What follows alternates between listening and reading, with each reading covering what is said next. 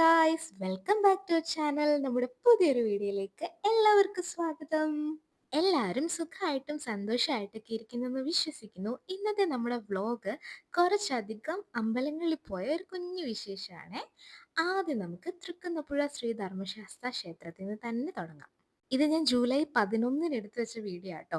July 4-ാം തീയതി ചേട്ടൻ്റെ അച്ഛൻ മരിച്ചിട്ട് 2 വർഷം ആകുമായിരുന്നു. അപ്പം നമുക്ക് അന്നൊരു അന്നദാനം നടത്തണം എന്നായിരുന്നു വിചാരിച്ചത്. പക്ഷേ അൺഫോർച്ചുനേറ്റ്ലി നമുക്ക് അന്ന് നടത്താൻ പറ്റിയിട്ടുണ്ടായിരുന്നില്ല. അതുകൊണ്ട് നെക്സ്റ്റ് സാറ്റർഡേ, അതായത് ജൂലൈ 11-നാണ് നമ്മൾ നമ്മുടെ അമ്പലത്തിൽ അന്നദാനം കൊടുത്തിരുന്നത്. ചേട്ടൻ്റെ ഒരു ആഗ്രഹമാണ് എല്ലാ വർഷവും ഇതുപോലെ എവിടെയെങ്കിലും ഒരു സ്ഥലത്ത് അന്നദാനം കൊടുക്കണമെന്ന്. കഴിഞ്ഞ തവണ നമ്മൾ ഗാന്ധി ഭവനിലായിരുന്നു കൊടുത്തിട്ടുണ്ടായിരുന്നത്. ഇത്തവണ നമ്മൾ അമ്പലത്തിൽ കൊടുത്തിട്ടുണ്ടായിരുന്നു. നല്ല മഴയുള്ള ഒരു ദിവസമായിരുന്നു നമ്മൾ അന്നദാനം കൊടുത്തിട്ടുണ്ടായിരുന്നത്. അതുകൊണ്ട് തന്നെ ഫുഡ് വേസ്റ്റ് ആവുമോ, കഴിക്കാൻ ആൾ വരുമോ എന്നൊക്കെയുള്ളൊരു ടെൻഷൻ നമുക്ക് തുടക്കത്തിലുണ്ടായിരുന്നു. പക്ഷെ ഒരു തരി പോലും വേസ്റ്റ് ആയില്ല. അതുകൊണ്ട് നമ്മൾ ഭയങ്കര ഹാപ്പിയായി.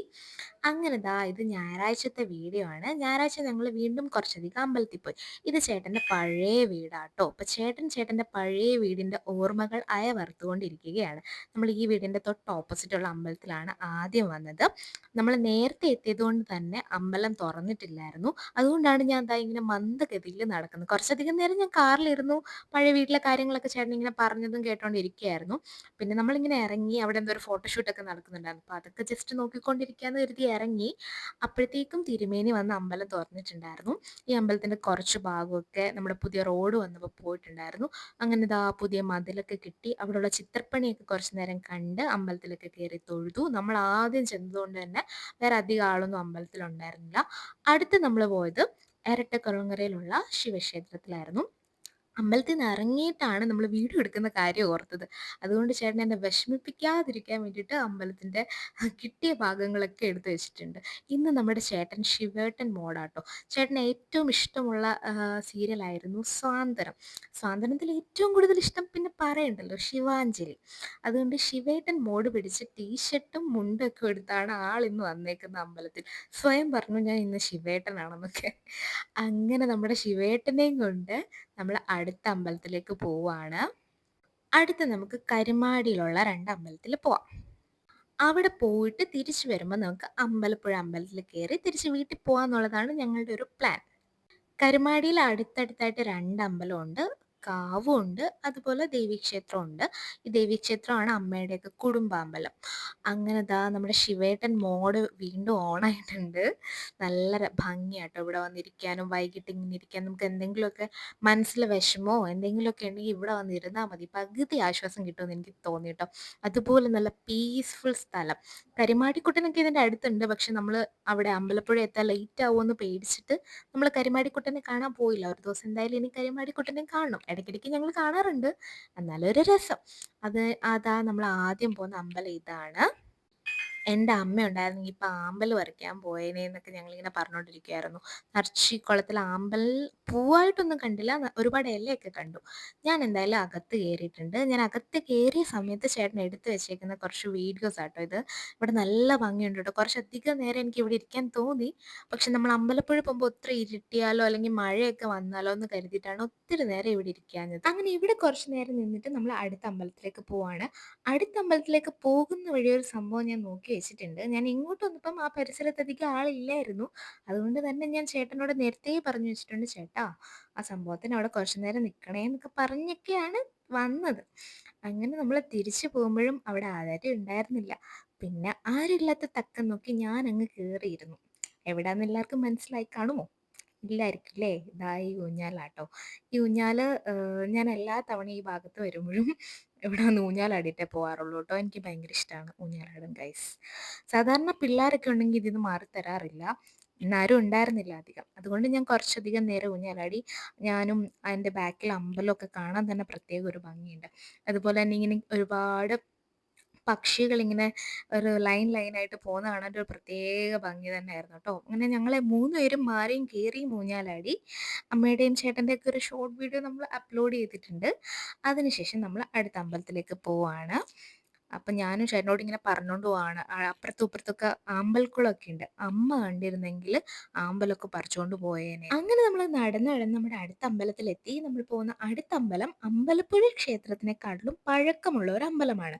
കരുമാടിയിലെ ചലിക്കുന്ന കൽവിളക്കുള്ള ശ്രീ ശങ്കരനാരായണ ക്ഷേത്രം. ഈ കാണുന്ന 15 അടിയോളം വലിപ്പമുള്ള കൽവിളക്ക് ക്ഷേത്രത്തിന്റെ ശ്രീകോവിലിന് മുൻപിലായിരുന്നു. പക്ഷേ അതിപ്പോ ചലിച്ച് ഏകദേശം 1.5 മീറ്റർ തെന്നി മാറിയിരിക്കുന്നു. ശാസ്ത്രലോകത്തിന് പോലും ഉത്തരം കിട്ടാത്ത ഒരു ചോദ്യമായി ഈ കൽവിളക്ക് ഇന്നും ചലിക്കുന്നുണ്ട്. ഞാൻ അമ്പലത്തിനകത്ത് കയറി നന്നായിട്ട് തൊഴുതു, പ്രാർത്ഥിച്ചു. എല്ലാ തവണ നമ്മൾ വരുമ്പോഴും ഇവിടുത്തെ ദീപാരാധന കാണാറ്. കാരണം നമ്മൾ എല്ലായിടത്തും കേറിയിട്ട് വരുമ്പോൾ കറക്റ്റ് ഇവിടെ ദീപാരാധന സമയമായിരിക്കും. ഇന്ന് നമ്മൾ കുറച്ച് നേരത്തെ എത്തിയതുകൊണ്ട് ദീപാരാധന ആയിട്ടില്ലായിരുന്നു. അങ്ങനെ ഞാൻ എല്ലായിടവും പോയി തൊഴുത് തിരിച്ചു വരുമ്പത്തേനും ചേട്ടൻ ദാ ഇവിടെ എല്ലാം വിളക്ക് കത്തിക്കുന്നുണ്ടായിരുന്നു. അപ്പം അതൊക്കെ ഇങ്ങനെ നോക്കി നിൽക്കായിരുന്നു. എൻ്റെ നെറ്റിയിൽ എത്ര ചന്ദനം ഉണ്ടെങ്കിലും എനിക്ക് ആ പോകുന്ന അമ്പലത്തിലെ ചന്ദനം വേണം. അതൊരു മസ്റ്റ് ആയിട്ടുള്ള കാര്യം കേട്ടോ. ഇപ്പൊ പിന്നെ പ്രത്യേകിച്ച് എല്ലായിടത്തും ഇതുപോലെ കണ്ണാടിയൊക്കെ വെച്ചിട്ടുള്ളതുകൊണ്ട് നമുക്ക് നേരെ നോക്കി നന്നായിട്ട് ഇടാൻ പറ്റും. അങ്ങനെ ഇതാ ഞാൻ ഇവിടുന്നും ചന്ദനം ഇട്ടു. ചേട്ടനും ഇട്ട് കൊടുക്കും ട്ടോ. അങ്ങനെ നമ്മള് നെക്സ്റ്റ് ഇതാ നമ്മുടെ അമ്പലപ്പുഴയിലേക്ക് പോവാണ്. അമ്പലപ്പുഴ ചെന്നപ്പം ഏകദേശം നല്ലൊരു പീസ്ഫുൾ അറ്റ്മോസ്ഫിയർ ആയിരുന്നു. നല്ല തിരക്കുണ്ടായിരുന്നു. ഞായറാഴ്ച പൊതുവെ അമ്പലപ്പുഴ അമ്പലത്തില് നല്ല തിരക്കാ. അത് രാവിലെ അതെ, വൈകിട്ടും അതുപോലെ തന്നെ നല്ല തിരക്കാ. അങ്ങനെ ദാ ഇവിടെയും ദീപാരാധന ആവുന്നേ ഉണ്ടായിരുന്നുള്ളൂ. ഞാനങ്ങനെ തൊഴാൻ വേണ്ടിയിട്ട് അകത്ത് കയറി. എല്ലാ അമ്പലത്തിലെ പോലെ തന്നെ ഇവിടെ വിളക്ക് കാര്യങ്ങളൊക്കെ ഉണ്ടായിരുന്നു. നന്നായിട്ട് തൊഴാൻ പറ്റി. എന്നാലും കുറച്ച് തിരക്കും കാര്യങ്ങളൊക്കെ അകത്തുണ്ടായിരുന്നു. പക്ഷെ കണ്ണനെ കണ്ട് നന്നായിട്ട് തൊഴാൻ പറ്റി. ഞാൻ എപ്പോഴുംന്ന് വെച്ചാൽ എനിക്ക് കണ്ണനെ അടുത്ത് കാണാൻ വേണ്ടിയിട്ട് അടുത്തുള്ള ക്യൂവിൽ എങ്ങനെയും ഇടിച്ച് കയറി അടുത്ത് നിന്ന് എനിക്ക് കാണണം. എന്നാലേ എനിക്കൊരു സംതൃപ്തി വരത്തുള്ളൂ. അങ്ങനെ കണ്ണനെയൊക്കെ കണ്ടിട്ട് എൻ്റെ കാര്യങ്ങളും പരിഭവങ്ങളും ഒക്കെ പറഞ്ഞിതാ ഞാൻ ഇറങ്ങി. ഇറങ്ങിയപ്പം ഇവിടെയും ചേട്ടൻ പതിവ് പോലെ തന്നെ അകത്ത് കയറിയില്ല. ചേട്ടൻ ചോദിക്കുന്നത് വെളിയിൽ നിന്ന് തൊഴുതാ പോരേ എന്നുള്ളതാണ്. അങ്ങനെ ചേട്ടൻ വെളിയിൽ നിന്ന് തൊഴുതു. ഞാനും അമ്മയും എന്തായാലും അകത്ത് കയറി തൊഴാറുണ്ട്. എനിക്ക് അകത്ത് കയറി തൊഴുതില്ലെങ്കിൽ ഒരു സമാധാനം ഉണ്ടാവില്ല. അതുപോലെ തന്നെ ആ സൈഡിലത്തെ ക്യൂവിൽ നിന്ന് എനിക്ക് അടുത്ത് നിന്ന് കാണുകയും വേണം. അങ്ങനെ കണ്ണനൊക്കെ കണ്ട് നമ്മൾ ഇറങ്ങി. അപ്പൊ ദാ അവിടെ കുറച്ച് നാദസ്വര കച്ചേരിയും കാര്യങ്ങളൊക്കെ ഉണ്ടായിരുന്നു.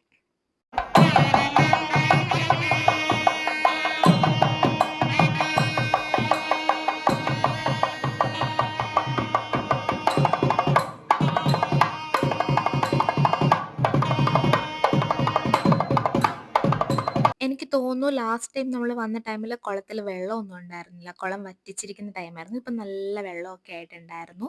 ഇതെല്ലാം ചേട്ടൻ എടുത്ത് വെച്ചിരിക്കുന്ന വീഡിയോ ട്ടോ. ഞാനിതൊക്കെ എഡിറ്റ് ചെയ്യാൻ നേരത്താണ് കണ്ടത്. പിന്നെ കുറച്ച് നേരം നമ്മളവിടെ നിന്നു. കുറേ നേരം നമ്മൾ ആ നാദസ്വര കച്ചേരിയിലെ പാട്ടൊക്കെ കേട്ട് അങ്ങനെ നിന്നു. ഞാൻ പറഞ്ഞല്ലോ ഞായറാഴ്ച ആയതുകൊണ്ട് അത്യാവശ്യം നല്ല തിരക്കുണ്ടായിരുന്നു.